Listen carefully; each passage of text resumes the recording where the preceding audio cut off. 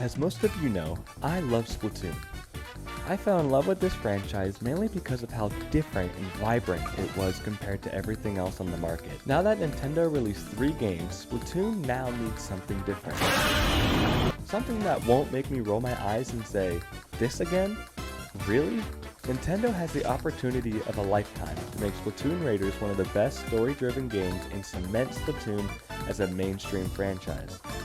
So today, I am going to talk about 4 things Splatoon Raiders must have in order to be successful. And if you haven't already, please like and subscribe. I'm so close to 400 subscribers. Thanks. Number 1. Gameplay. The Splatoon franchise is known as the first shooter game to introduce motion controls into the shooter genre. That being said, that's probably one of the biggest barriers to the game as a whole. As someone who went from playing only Xbox before Splatoon came out, it's difficult to say the least. Splatoon 3 did introduce a way to play Splatoon without motion controls, but it didn't feel right, and you could tell Nintendo spent like 2 minutes on it. Motion controls already feel great, so there's not much work that needs to be done there, but I think Nintendo should really spend some time working on the non-motion controls for users to help eliminate that barrier for new players, and that would give more people a reason who have never played Splatoon to come give it a try. Also, on another side of gameplay, we need to add a little spice to the mix when it comes to gimmicks. Nintendo didn't really add any gimmicks to the gameplay in Splatoon 3, which unfortunately caused the single player mode to feel really repetitive and not in a good way. As I was watching the Splatoon Raiders trailer, I noticed a robot. This robot could be used as a new way to play as you play through Splatoon Raiders, hopefully something similar to Cappy from Super Mario Odyssey. Just something to add something to the gameplay. I'm not a game developer, so I don't know what they should add, but a gimmick or just anything would be nice. Wait. Are you still watching my video and not subscribed? How do you expect me to be able to afford this soda out of the soda machine? So go ahead, subscribe down below, make sure to like this video and comment what you think. Number 2, lore. Splatoon has a lot of lore. I'm actually currently working on a really long video covering the whole story of Splatoon, by the way, so definitely be looking out for that. To get back on track, I would love to see Splatoon Raiders enhance the lore and build on the backstory of Splatoon. The island is actually something I'm really curious about. We know from previous Splatoon games that the Inklings won the Great Turf War, granting them the land where the cities are built, while the Octarians are forced to live out in the canyons.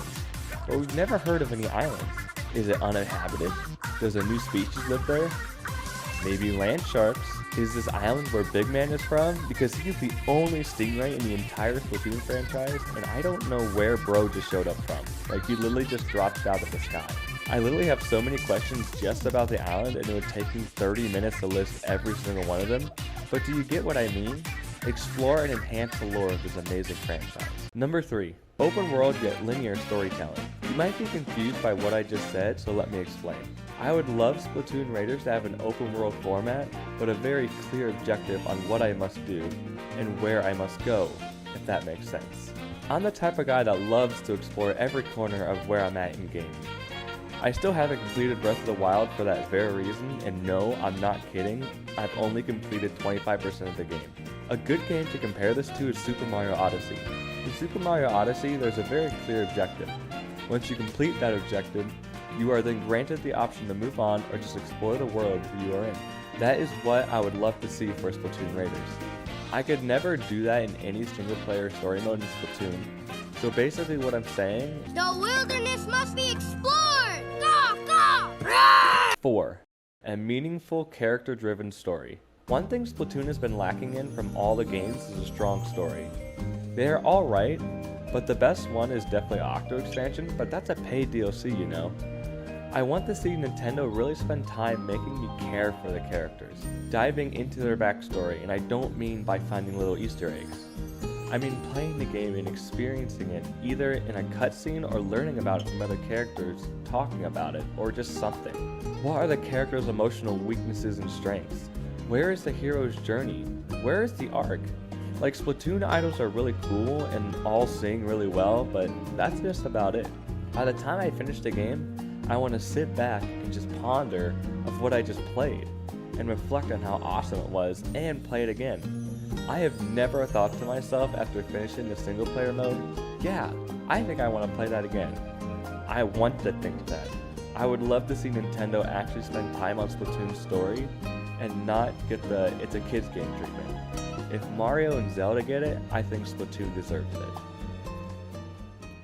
Splatoon Raiders has the possibility to become a bestseller and give people a reason to buy the Switch 2. To summarize, Splatoon Raiders must have something new to spice up the gameplay, so it's not too repetitive but addictive. Enhance the lore and build on the backstory of Splatoon.